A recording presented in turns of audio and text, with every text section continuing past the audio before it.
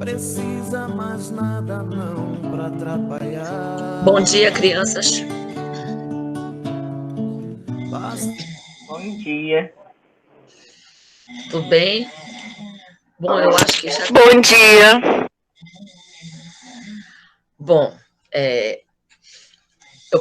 eu adoeci, né? Peço desculpa para vocês. O médico até tinha me proibido de ficar muito no computador e eu tenho que entregar um projeto agora dia 12, mas mesmo assim eu tentei ficar de repouso. E ele disse que é para eu trabalhar menos, porque com esse negócio de pandemia, trabalhando em casa, a gente acaba trabalhando mais do que a gente normalmente trabalha, né?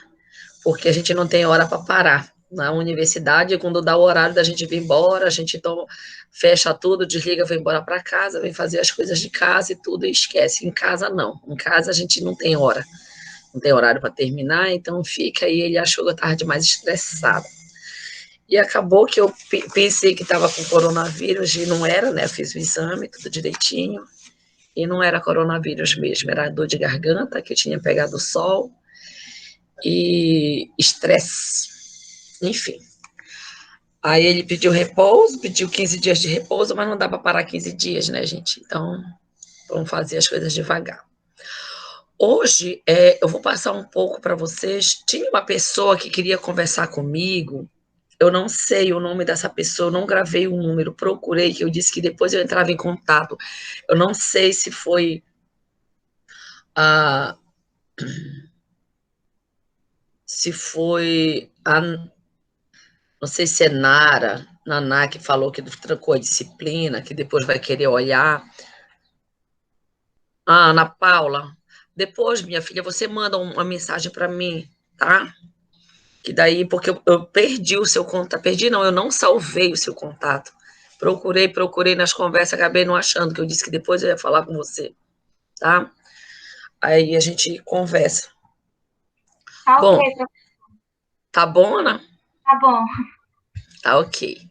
Eu não esqueci de você, não. É que eu perdi mesmo na conversa, tá? Eu não apago as conversas, mas nesse dia, eu não sei o que foi que aconteceu. Deve estar perdida por aí.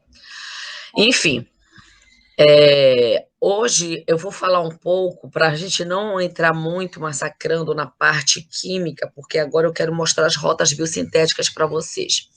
Eu vou explicar um pouco, como tem muita gente que é da área de biologia, tem gente que ainda não tem muita familiaridade com química, eu resolvi falar algumas coisas de produtos naturais, mais baseado em plantas medicinais.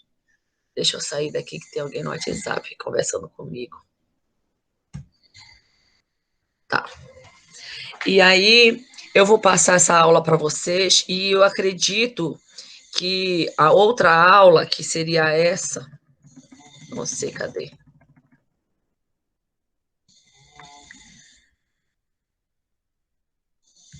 Agora eu não lembro como é que eu faço para compartilhar com vocês os slides.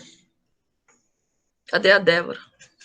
Apresentar agora, aqui embaixo da nossa cabeça. Aí vem uma janela. Não tem, Débora, debaixo da tua cabeça. Apresentar agora. Apareceu. Pronto, apresentar agora. Eu cliquei, nada. Tá. Vou colocar uma janela ou a tela inteira? Sim. Tente uma janela. Tá, compartilhar. Vocês estão conseguindo ver? Sim. Eu não consigo ver.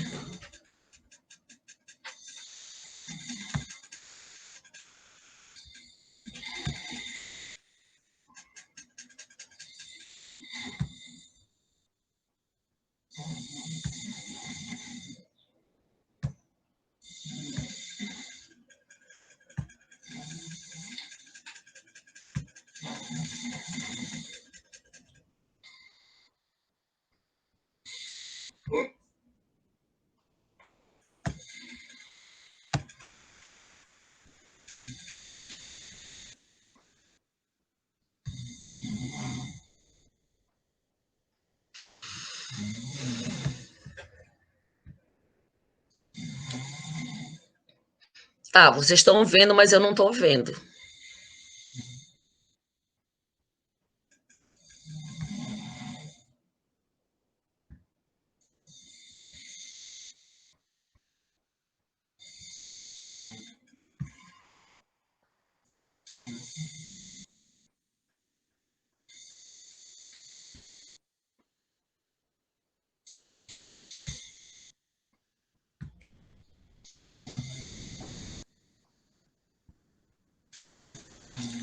Vocês estão vendo a apresentação? Sim. Sim, tá aparecendo. Tá aparecendo aqui. Eu não estou vendo vocês. Eu vou tentar entrar aqui pelo meu WhatsApp. Porque eu não gosto de falar sozinha. Nós estamos aqui, professor. Eu estou percebendo aqui seu slide. Plantas medicinais. Pode continuar. Obrigado. Tá, vou tentar colocar aqui. Só para eu ver vocês.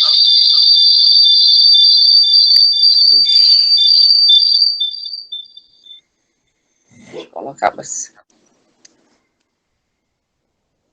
Vamos lá. Deixa eu desligar aqui, vai dando. Tá dando eco aqui, não vai ter jeito.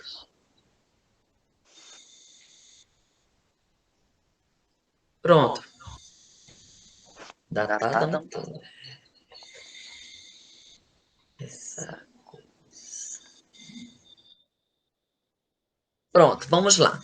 Então, eu vou mostrar um pouco de algo mais voltado para plantas medicinais.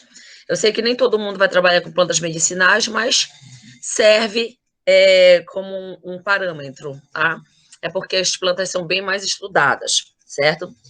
Então, todas as plantas, o que elas fazem? Elas sintetizam compostos a partir dos nutrientes que ela adquire do solo, né?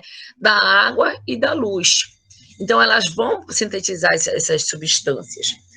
Os compostos que elas vão produzir, elas produzem compostos para a sobrevida delas e compostos que são utilizados para a proteção dela, né?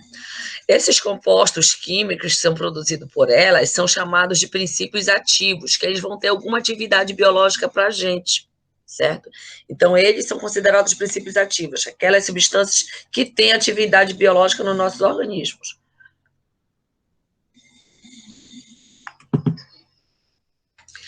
Essas substâncias que as plantas produzem, elas são produtos do metabolismo primário e do metabolismo secundário.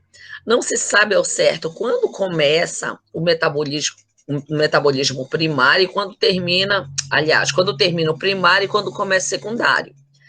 Os metabólitos primários, que são as substâncias produzidas pelo metabolismo primário, são aquelas substâncias que são essenciais para todos os organismos vivos, independente se é planta, se é animal, fungo, alga, tudo, tá?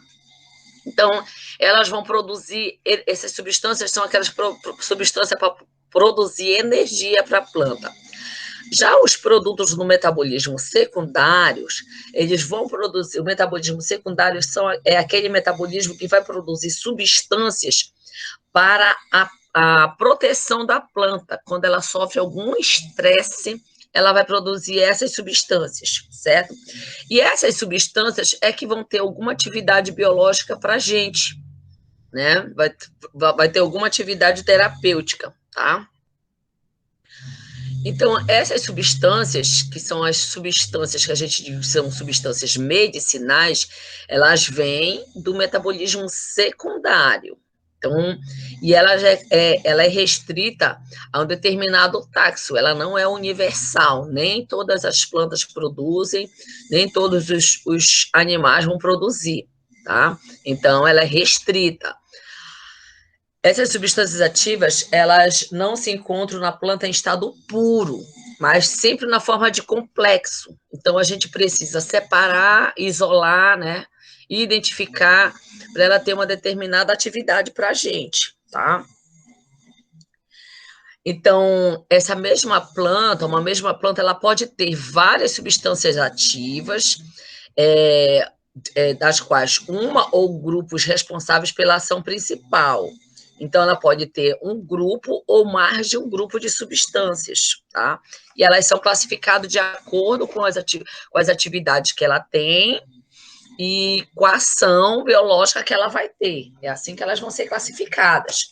Então, vai ser dado o nomezinho delas de acordo com as atividades biológicas que ela, porventura, possa ter.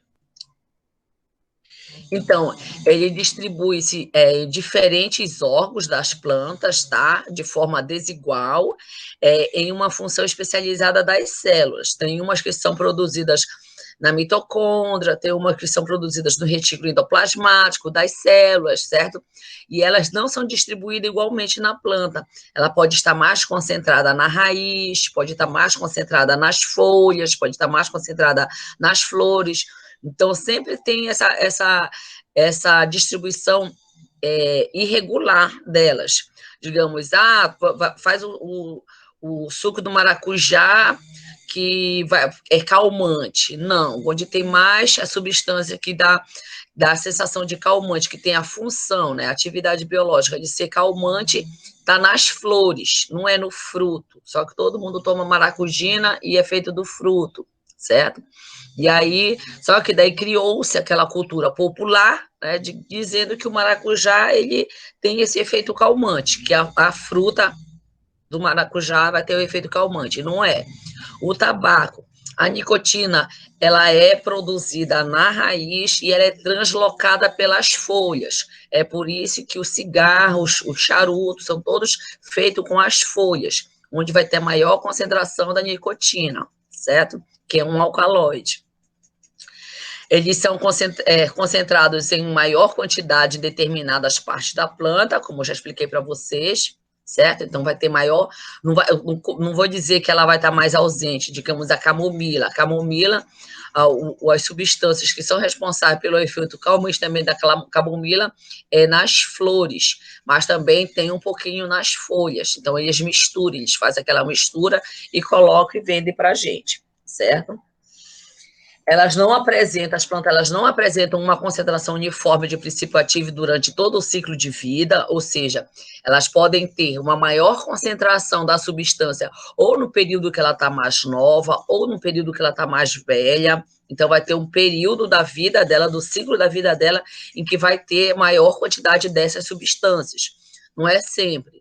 Então, a mesma coisa que acontece com a pimenta. A pimenta, ela tem um ciclo curto. Ela começa a produzir bastante as substâncias dela, que são responsáveis pelo ardor, e em um determinado período da vida dela, ela morre. Aí o pessoal acha que é o invejoso que olhou lá, ou então tirou uma pimenta, a pimenta morreu. Olhar e seca a pimenteira. Não, ela já cumpriu o ciclo dela. Então, ela não consegue mais produzir aquela determinada substância.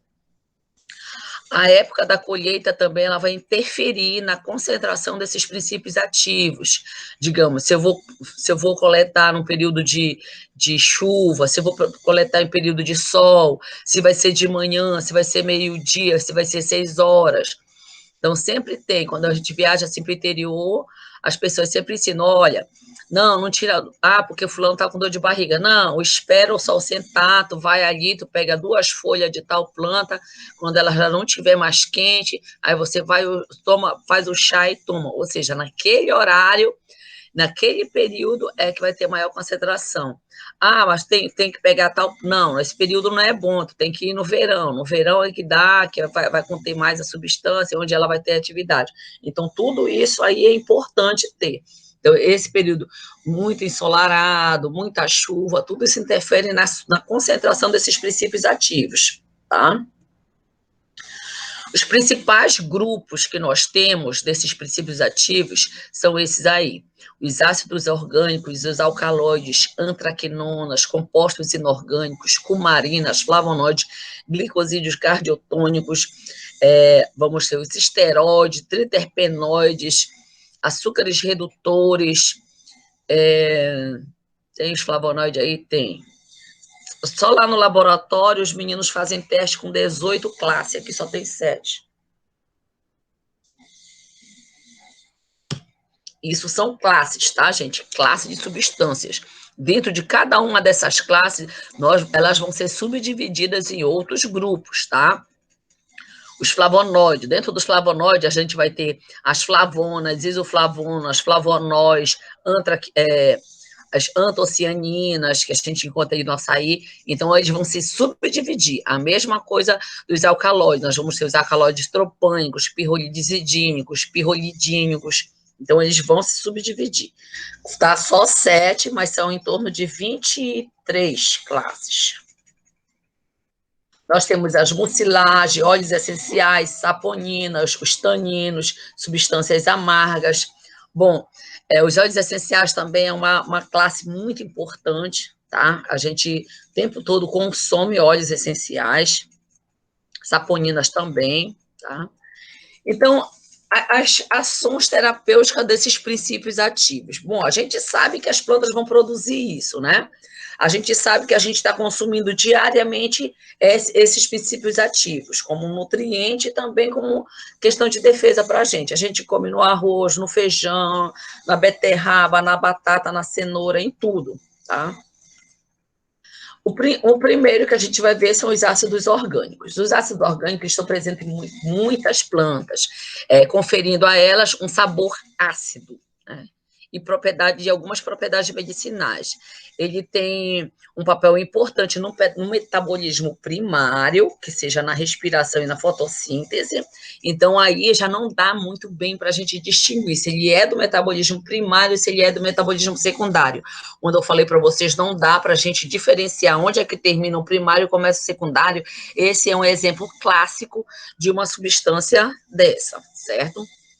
Então, eles são laxativos e diuréticos. Quem são eles? São os cítricos, málico, tartárico, o salicílico, oxálico e os graxos. Então, esses são os ácidos que a gente vai ter. Ácido cítrico, ácido salicílico, oxálico e os ácidos graxos. Os ácidos cítrico, málico e o tartárico, eles... Alguém quer falar alguma coisa? Sim, eu. Professora, esse slide a professora vai enviar para nós também ou não? Posso enviar, sim. Eu estou tentando anotar e dando print da tela aqui rapidão. Não, eu mando para vocês, então, tá? Ah, tá joia. Tá ok, professora, tá ok. Para vocês prestarem atenção na aula. Tá joia, combinado. Estão conseguindo enxergar? Sim, eu consigo. Se vocês quiserem fazer alguma pergunta, né? Se eu estiver indo muito rápido, professor, um pouco mais devagar, porque eu falo rápido mesmo. Tá?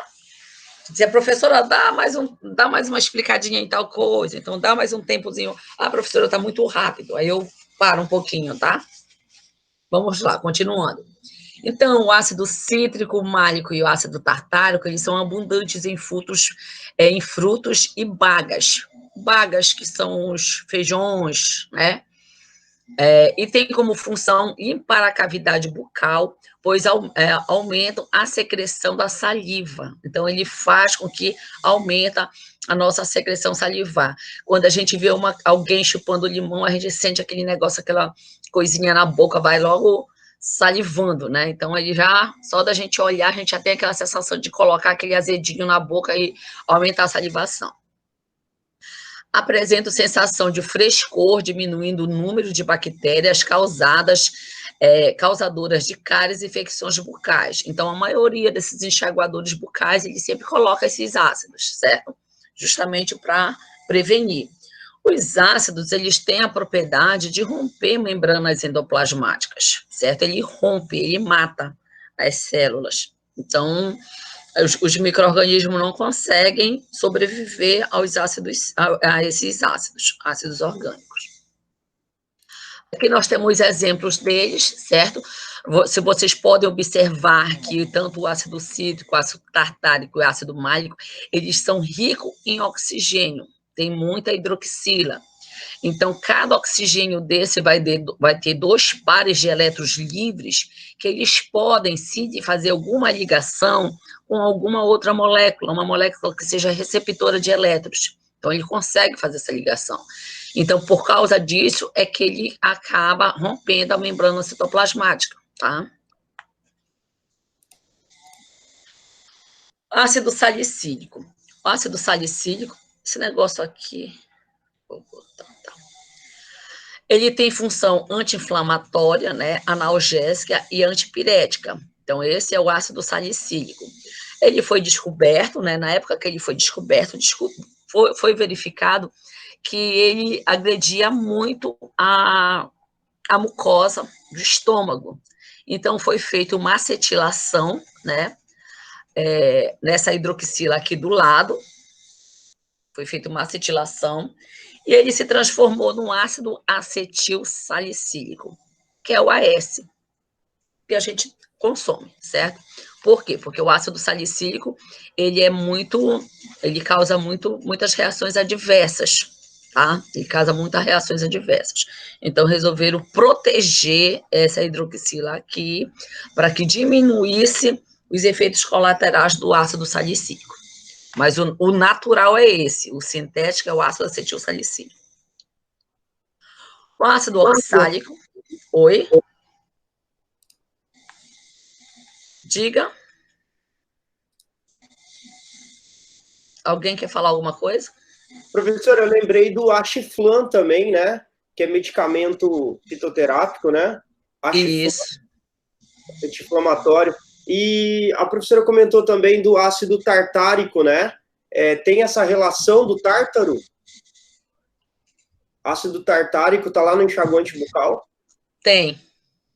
Esses nomes geralmente eles davam associado com a função, com a atividade deles, entendeu? Geralmente eles, ou eles faziam homenagem a alguém, né? Eu vou homenagear a minha esposa e colocavam um nome lá, entendeu? Que nem do Talbot, né? Que ele na época que teve uma grande proliferação de malária na Europa, e eles tinham uma guerra entre os jesuítas, religiosa, né? Os protestantes e os católicos tinham uma guerra, então eles não queriam tomar o chá dos jesuítas, que era a nossa quina aqui no Brasil. Aí o Talbot fez o pó e dizia que era o pó de Talbot. Aí, depois de anos lá, o rei da Espanha ficou acometido, foi tratado com esse pó do Talbot e transformou ele numa pessoa muito importante e queria comprar a fórmula dele. Ele disse que ele venderia, mas ele com uma condição de não matar ele e ele se transformar no Sir Talbot, alguma coisa. Aí eles descobriu, tudo bem, ele dava a fórmula para ele. Aí descobriram que era o pó dos jesuítas que eles estavam tomando, pensando que era outra coisa. Enfim, ele enganou e ganhou dinheiro com isso. Vamos lá. Então, o ácido oxálico. Deixa eu colocar aqui. Aparece esse negocinho aqui para mim.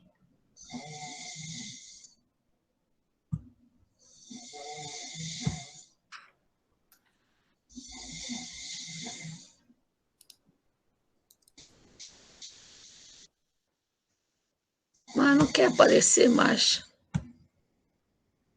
Tá. Deixa eu ver se eu tiro esse negócio aqui.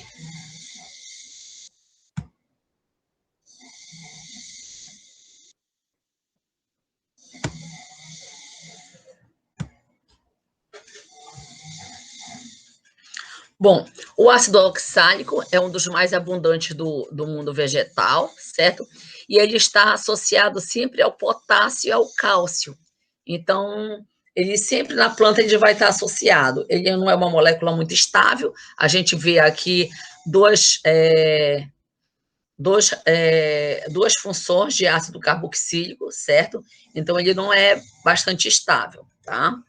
Muito encontrado no reino vegetal. Acredito que não vai aparecer o ácido oleico.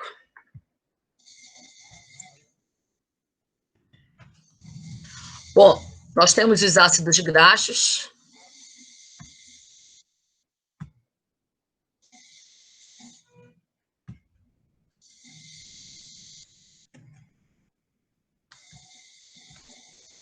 Por que não quer aparecer?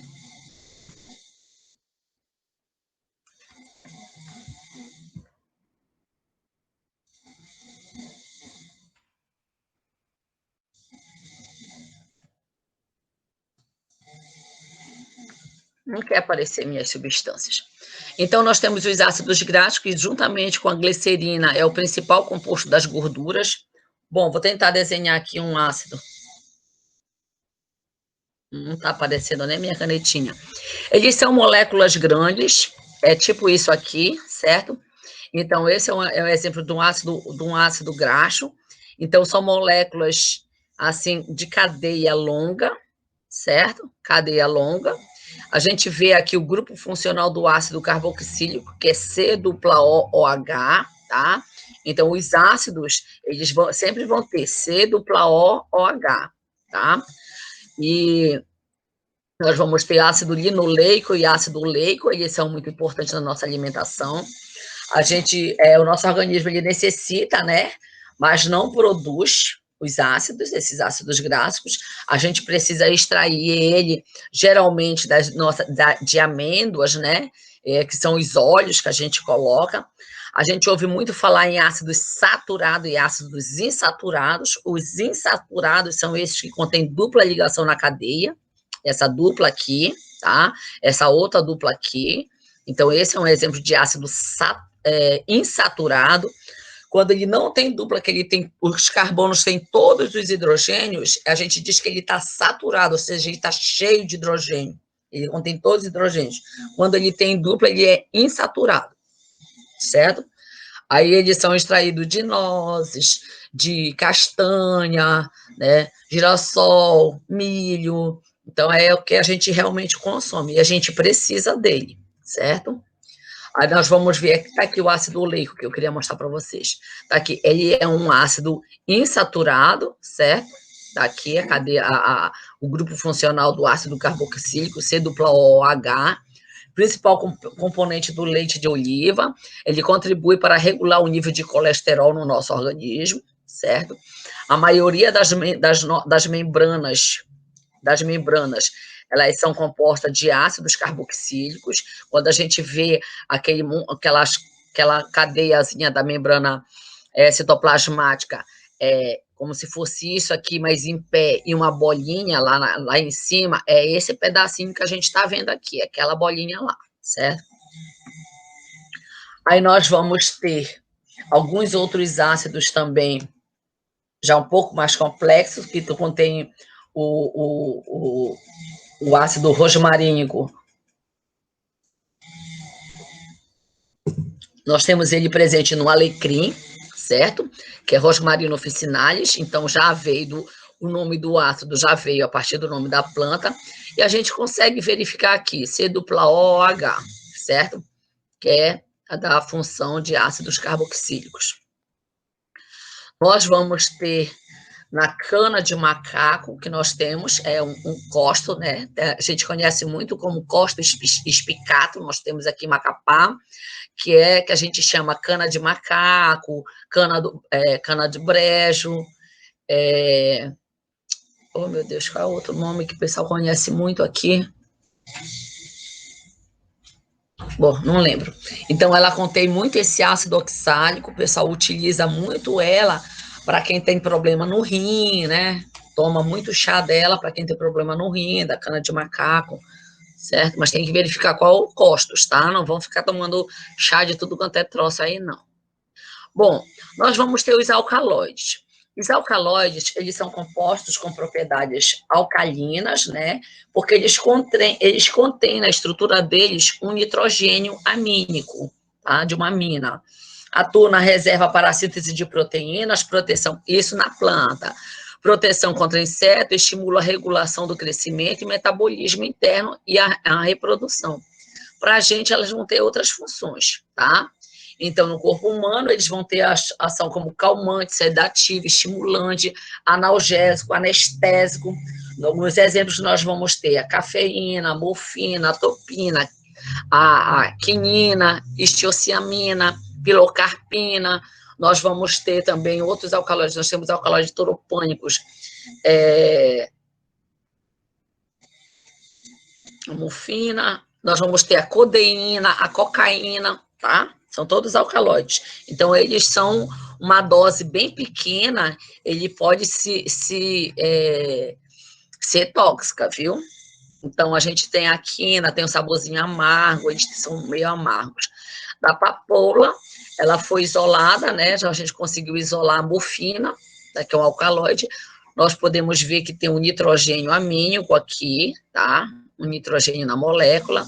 Esse nitrogênio, geralmente, ele que vai dar vai fazer essa ligação e dar essa sensação de anestésico. A gente encontra também alguns alcaloides no jambu. Quem come o jambu toma tacacá, não sei se vocês já tomaram tacacá, alguns já acredito que já tem aquela sensação de tremor nos lábios, então é por causa dos alcaloides que tem no jambu, certo? Nós temos aqui a cafeína, a gente pode verificar, né, aqui a presença dos nitrogênios amínicos, certo? No meu doutorado eu isolei muita cafeína, eu não sabia se eu estava contaminando a minha planta, porque eu tomava muito café, e às vezes eu tomava café na bancada, e eu não sabia se eu estava isolando da planta mesmo, ou se eu estava tentando isolar que eu deixava derramar por lá. Mas depois eu fui conversar com uma professora, ela disse, não, que tem na planta. Não se sabe direito a função dela na planta, né, porque ela não é muito restrita. Eu estava trabalhando com barbatimão, consegui isolar a cafeína do barbatimão, enfim, e tinha muita, né, principalmente no período. Eu acredito que ela tem alguma função na planta de proteção contra insetos, contra herbívoros, porque a minha planta, ela era tóxica para abelhas. É a cafeína que forma cristais? Sim, a cafeína forma cristais brancos. Aí, se a gente aquece ela com metanol, ela forma cristais em forma de agulha. Ah. Aí nós vamos ter a pilocarpina, certo? Que é do jaborandi, também o outro alcaloide, tá?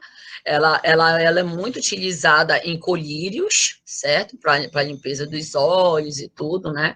Mas também tem muita gente que gosta de utilizar muito colírio, muito esses negocinhos, gente que se vicia usando esses negocinhos para o nariz, nem sei o nome daquilo, um sorinho, uma coisa assim que o povo toma, usa, aliás, e acaba se viciando. Alguns deles têm alcaloide. Nós vamos ter aqui também a istilciamina, outro alcaloide, está aqui. Então, a gente sempre vê ele nesse formato de cadeira aqui, que é de alcaloide tropânico, tá? E ele é precursor de outros alcaloides, certo? Então, a istilciamina, ela acaba sendo um pouquinho tóxica, ela foi utilizada muito, ainda é utilizada como analgésico, mas ela acaba sendo muito tóxica, certo? Que ela quebra aqui, ela vai atuar só essa parte aqui, certo? E ela consegue atravessar as membranas hematoencefálicas. As antraquinonas. Bom, as antraquinonas, elas são compostos que têm ação purgativa, estimulando os movimentos peristálticos do intestino.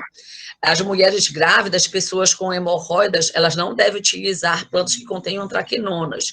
Então, ela pode causar aborto, certo? Então, porque elas são plantas que ela realmente não deixam. Ela tem algumas atividades, né, em determinadas células, porque elas atravessam a membrana, as membranas celulares, certo? Com uma grande facilidade. Vamos lá, nós temos aqui babosa, né? Que ela vai conter esta substância, a luína, tá? Então, isso aqui, esses 3 anéis juntinhos, que é o anel característico das antraquinonas. Isso aqui é uma molécula de açúcar, certo? Ela é uma molécula de açúcar. Ela tem atividade laxante, as babosas, então tem que ter muito cuidado com quem usa babosa, né? Eu faço uso da babosa para o cabelo. E ela tem também, além dela ter atividade laxante, ela tem atividade antifúngica, ou seja, quem sofre com problema de caspa, seborreia, tudo isso, utilizando a babosa para fazer a limpeza do couro cabeludo, certo? Dá para utilizar, porque as antraquinonas, elas vão ter essa atividade biológica, mas também tem que saber usar. Primeiro faz o teste de alérgico, né? Passa um pouco na pele, se não irritar, pode usar. Depois vocês vão ficar falando por aí que eu tô mandando vocês usar babosa, eu não tô mandando, tá? Eu achei que era hidratante a babosa, não só... Ela é hidratante. Ela hidrata o cabelo, né? Aloe vera, né? Tem vários shampoos, condicionador com aloe vera. É a famosa aloe vera. Então, passa para hidratação dos cabelos e tudo, mas ela faz uma limpeza muito boa no couro cabeludo, certo? E tem vários tipos de babosa. Tem umas que são mais tóxicas, tem uma concentração maior. Umas grandonas, a gente vê umas grandonas na feira, a gente pega aquela mucilagem dela, ela é bem consistente, porque tem que raspar tudo aquilo para poder passar, né?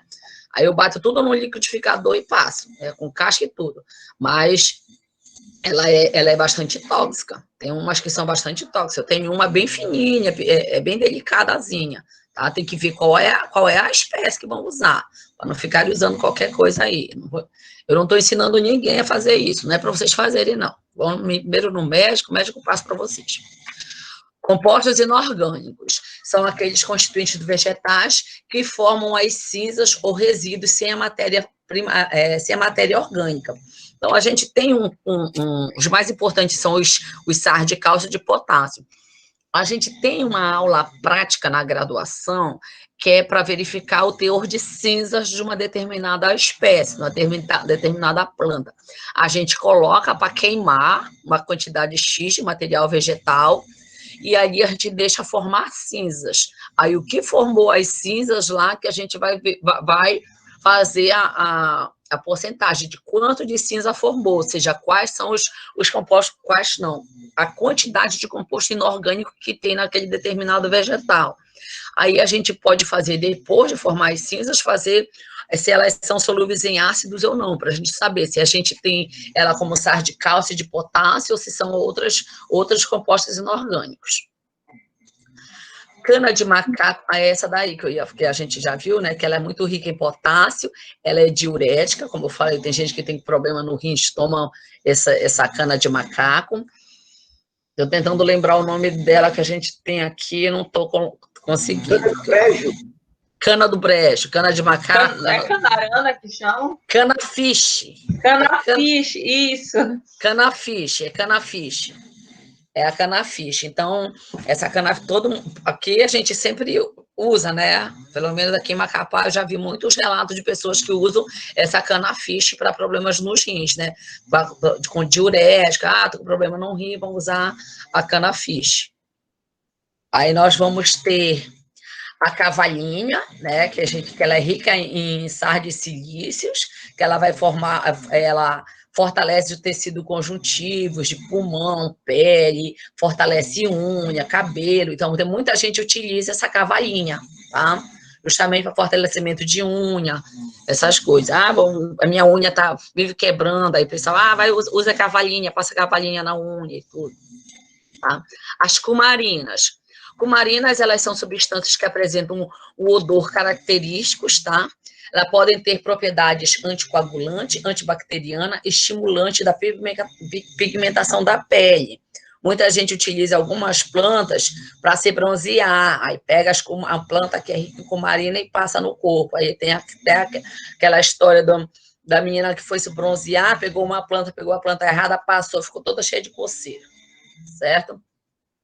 Nós vamos ter o exemplo, o guaco, tá? Que é uma espécie de micanha, né? Nós vamos ter a alfazema, que também contém outras cumarinas. A estrutura química da cumarina é essa, são dois anéisinhos ligados, né? Vou ter um oxigênio aqui e uma dupla O bem aqui, vizinha. Então, essa é a característica da cumarina. Vai ter modificação estrutural para este lado aqui, pode ter um anel de 5, um anel de 3, certo? Ou uma cadeia lateralzinha apenas, então vai ter muitas modificações estruturais. Esse daqui é a estrutura básica dela.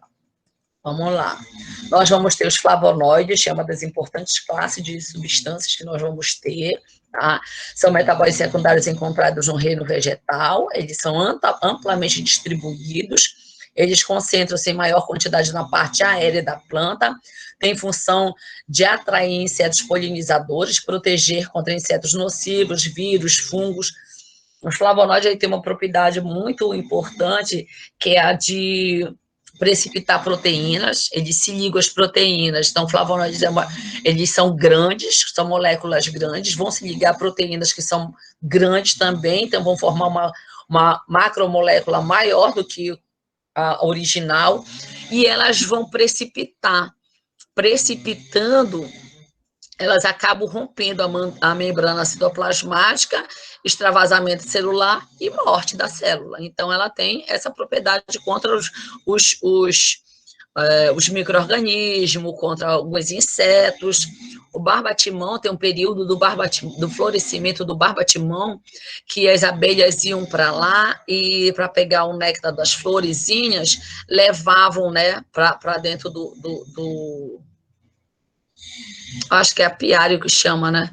Levavam para lá e acabavam tendo aquela grande mortalidade de abelha. Nós temos esse problema na região, acho que centro-oeste e sudeste, que tem a ensacada brasileira, ou ensacada brasileira, e tem um outro nome que eu não estou lembrada. Então, causava isso. Foram verificar, fizeram estudo.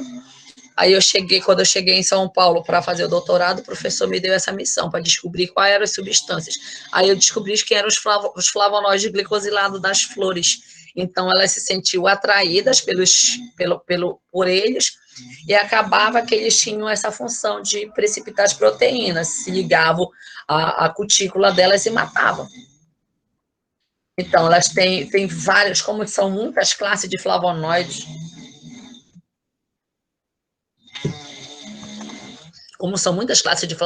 então eles têm uma variedade muito grande de atividade biológica. Eles têm fortalecimento de vasos capilares, dilatadores da coronárias, né? Hepatotóxico, diurético, antimicrobiano, anti-inflamatório. Então, tem muitas atividades biológicas. Aí, o que precisa saber é como é que ele age, né? Digamos, o antimicrobiano, eu falei para vocês, vão se associar às proteínas e os lipídios de membrana vão precipitar e vai haver rompimento. Já como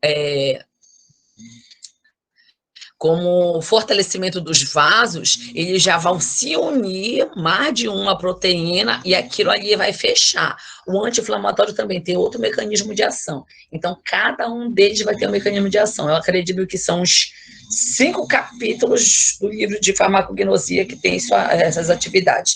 E do livro também que eu passei para vocês, ele tem bastante coisas, bastante informações. Então, a estrutura química dos flavonoides, eles vão ter esses 2 anéis aqui, grudadinho, e um penduradinho aqui, certo? Um do lado. Então, essa aqui é a estrutura básica dos flavonoides. É isso que vai caracterizar. E isso aqui são resíduos de açúcar, tá? Isso aqui são resíduos de açúcar. Aí, o que vai acontecer? Então, ele é um flavonoide glicosilado, que ele tem resíduos de açúcar ligado nele, e essa daqui é a rutina. Então, ela contém... a ruda, a gente vai conter esse flavonoide, que é a rutina, né? E a resperifina, nós vamos também ter na ruda, certo? Mais de um tipo de flavonoide a gente vai ter.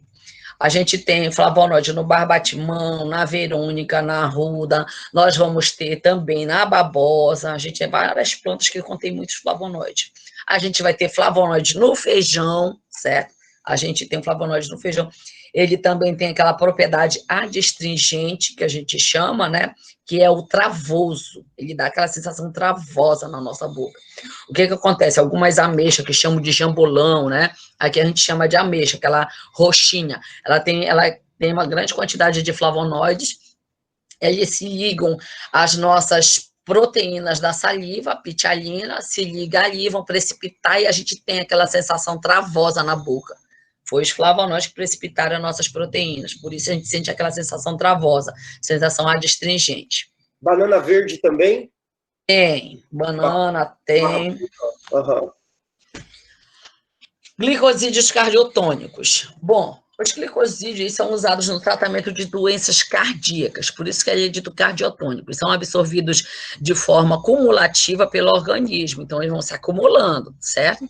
Podendo causar intoxicações crônicas, por isso o uso dele se restringe às drogas extraídas e a purificação é administrada sobre orientação médica. A gente não pode ficar tomando chá com glicosídeos cardiotônicos, faz mal. Tudo faz mal, né? Tudo em excesso faz mal. Só que elas são umas substâncias que elas são cumulativas, elas vão se acumulando no organismo, tá? E tem que ter muito cuidado para quem tem problema cardíaco tomar chá com glicosídeos cardiotônicos. A dedaleira é uma das plantas que tem os glicosídeos cardiotônicos, que é a digitoxinas, tá? Que a gente vai ter. Então, elas eram muito utilizadas na época das bruxas, para feitiçaria, né? Utilizavam, faziam chás dela para intoxicar, ou então... Qual foi a rainha que matava os inimigos do rei? Eu não estou lembrada, vou lembrar da história. E ela intoxicava na alimentação, os inimigos chamavam para um jantar, bora fazer as pazes, isso, aquilo, outro, e colocava na comida. Geralmente eram comidas que a refeição eram enriquecidas com plantas que continham glicosídeos cardiotônicos, tá?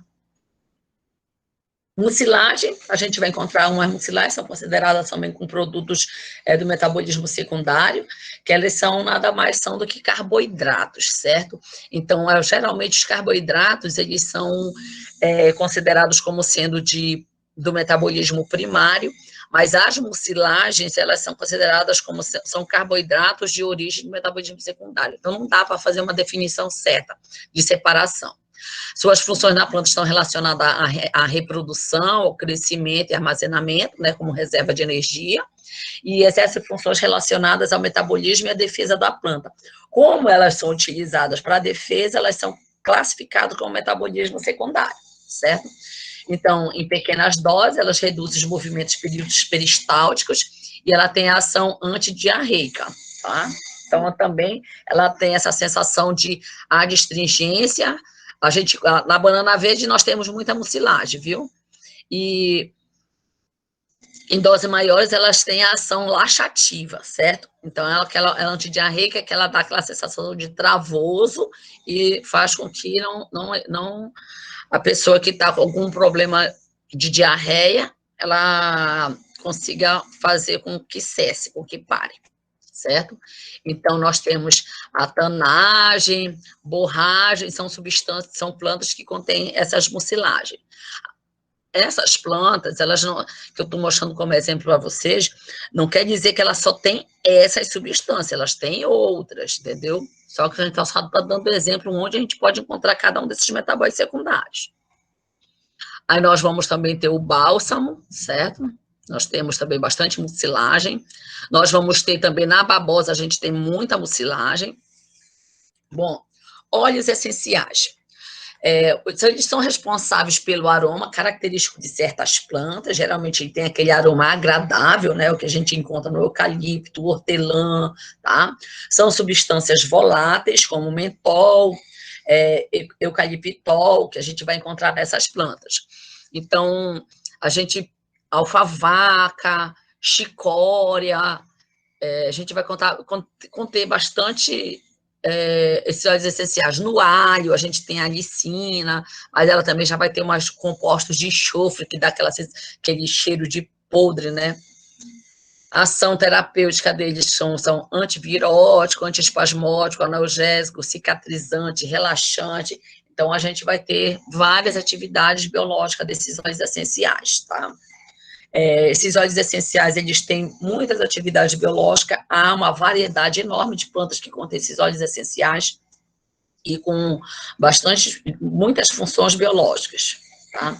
Nós vamos ter aqui o mentol, certo? Nós vamos ter o mentol, que é do hortelã, que a gente tem vários tipos de hortelã, né? Que são várias mentas, menta piperita, vários tipos de menta que a gente encontra. Então, ela tem ação expectorante e antissépticas, e tem que ter bastante cuidado, porque em elevadas concentrações, esses óleos essenciais, eles são tóxicos, certo? Eles são tóxicos, então não é para ficar usando assim, faz bem, não, é natural, não faz mal. Não, não é assim. Tem que ter muito cuidado. Nós temos na camomila, bisabolol, que é um dos óleos essenciais, que é um composto presente nos óleos essenciais, camazuleno, nós vamos ter, né? Então, são compostos, vocês podem verificar, são estruturas simples, quase não tem outro átomo a não ser carbono e hidrogênio, e tem poucas duplas ligações, uma dupla aqui, outra aqui, esse daqui que ainda vai ter mais. Mas como ele é uma estrutura bastante rígida, ele é facilmente volátil. Por que eu estou mostrando isso? Porque essa parte aqui, ela não vai conseguir interagir com outra parte de uma mesma molécula dessa aqui para formar ligações fortes. Então, quando a gente rasga a folha, então quando a gente abre um vidrozinho que contém esse óleo, rapidamente eles volatizam. Então, eles não têm interação entre eles, diferente dos flavonoides, que eles se ligam com facilidade, são átomos grandes, são moléculas grandes e pesadas, então não volatiza fácil, tá? Nós temos aqui o capim santo, que chamam, né, que ele também ele é rico de citral e geraniol, né, que a gente encontra, o capim santo, capim marinho, alguns nomes dependendo da região, né? E tem uns também que se confundem, que nós temos o capim marinho, que se confunde com outro capim, que é bem parecido, mas com as folhas já bem magida, bem mais grossa, que ela é tóxica. Então, tem que ter cuidado, tá? Nós vamos ter a erva de Santa Maria, que contém o ascaridol, certo? Também uma substância presente de óleo essencial. Então, ela é vermífuga, tá? Então, vai para matar os ascaris, né? Os ascaris lombricoides. Então, por isso que ficou no ascaridol. Esses dois oxigênios aqui que vão interagir na cutícula dos ascaris, tá? Então, a gente vai ter, ele tem... Muita gente utiliza o chazinho para quem... tá com verme. Faz um pouco de chá da erva de Santa Maria, que vai matar os vermes tudinho. Pô, toma esse negócio. As saponinas são substâncias que elas formam espuma quando colocadas em águas, tá? Em água. Elas são empregadas na síntese de cortisona e de hormônios sexuais, ação terapêutica laxativa, diurética expectorante. Alguns anticoncepcionais utilizam como base as saponinas, certo? Nós vamos ter aqui, a gente consegue ver uma bucha aqui, né? Que a gente vai ter essa buchinha do norte, que a gente tem essa chama-se de buchinha do norte, né? Aqui se chama bucha mesmo. Eu conheço como bucha, tem aquela cabacinha também que chamam, que é a buchinha, né? Então, aqui, essa é a estrutura aqui das saponinas, é isso aqui, ó. Esses dois anéis embaixo, mais em cima, mais esses dois, e mais esse outro aqui. Então, esse aqui é a estrutura básica das saponinas. Isso aqui é um resíduo de açúcar, certo? Isso aqui é um resíduo de açúcar.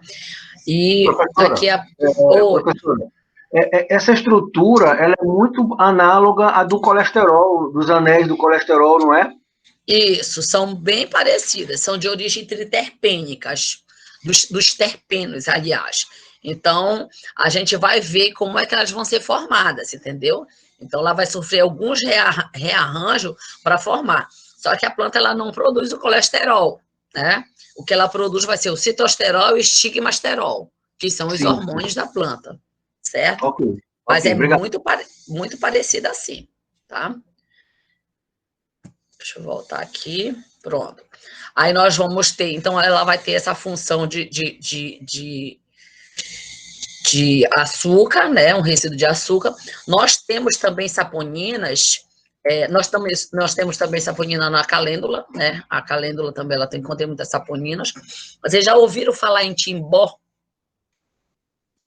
Nós temos uma planta que é muito utilizada pelos índios para pesca. Então, o timbó, eles batem o timbó na água, os índios ribeirinhos, bate o timbó na água e acaba matando os peixes por asfixia. Elas são ricas em saponinas. Quando eles batem o timbó, fica aquela espuma. Aí os peixes acabam morrendo asfixiados e vão boiar. Aí o que acontece? Eles pegam aqueles peixes, eles morreram com as saponinas, mas já foram metabolizadas e comem.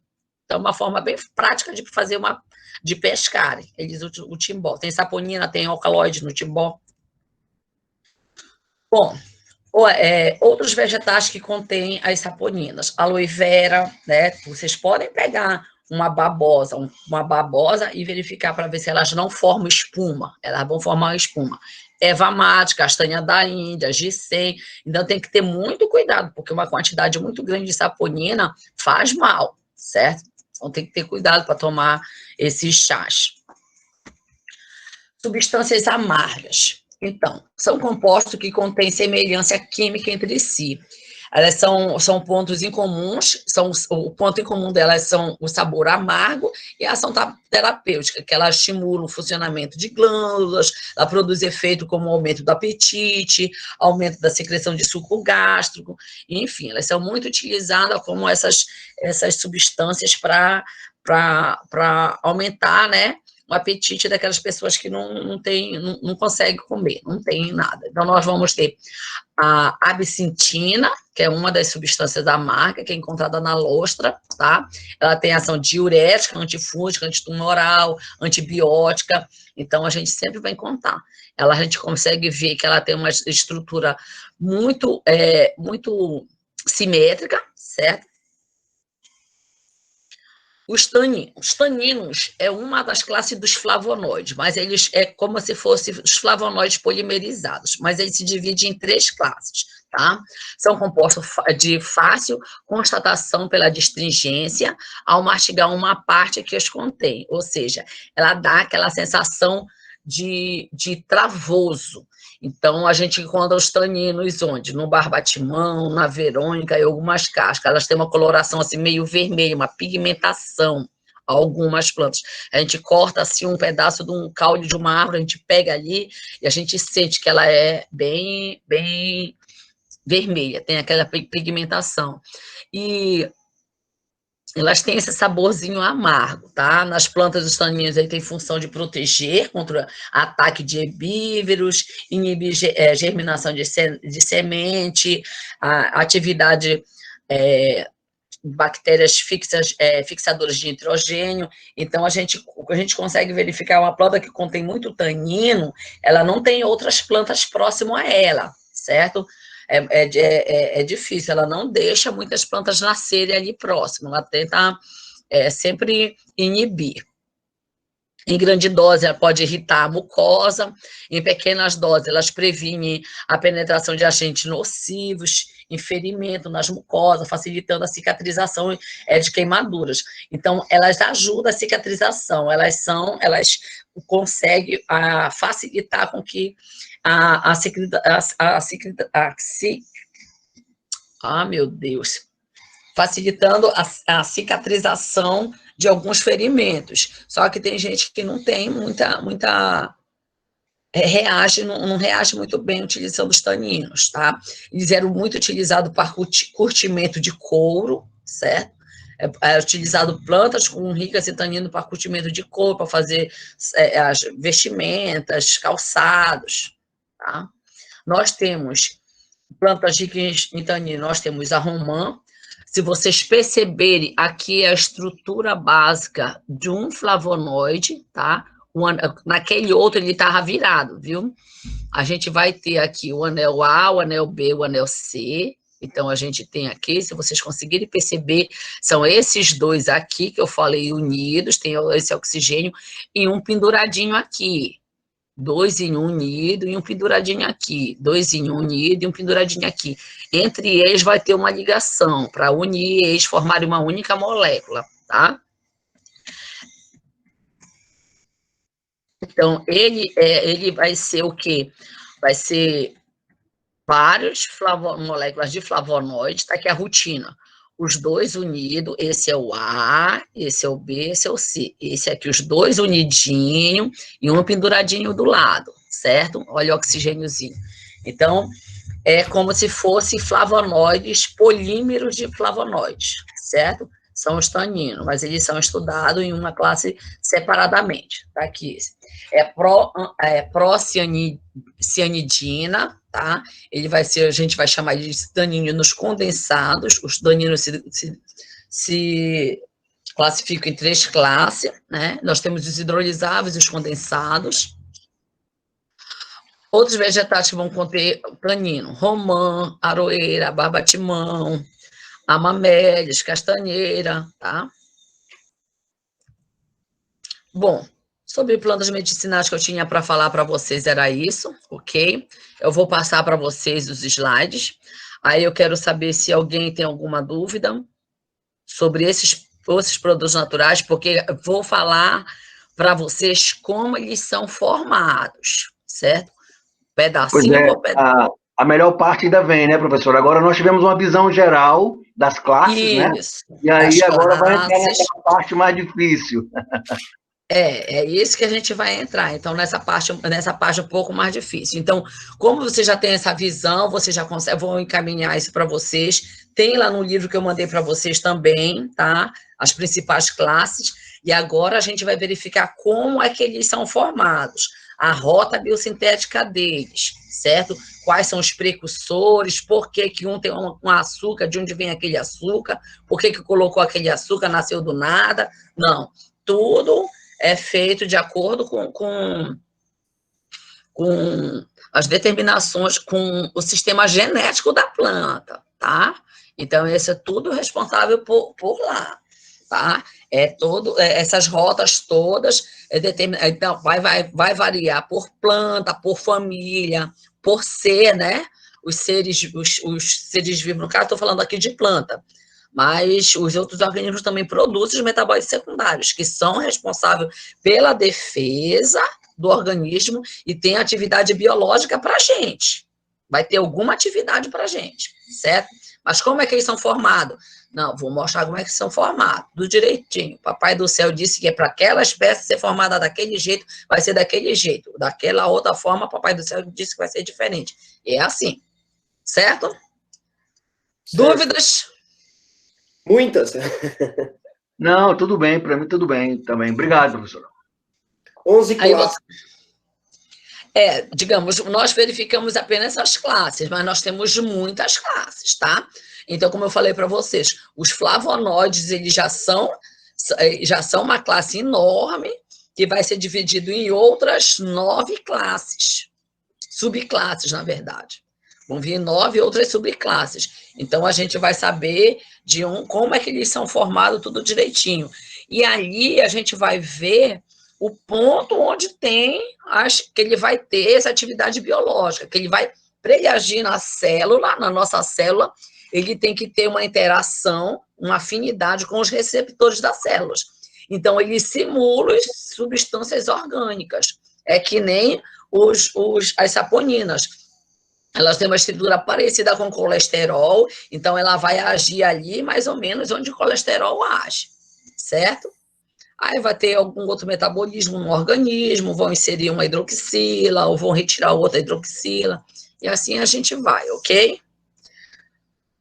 Tudo bem? Aí eu vou gravar junto com a Débora as aulas que a gente está atrasado, e a Débora vai disponibilizar para vocês, tá ok?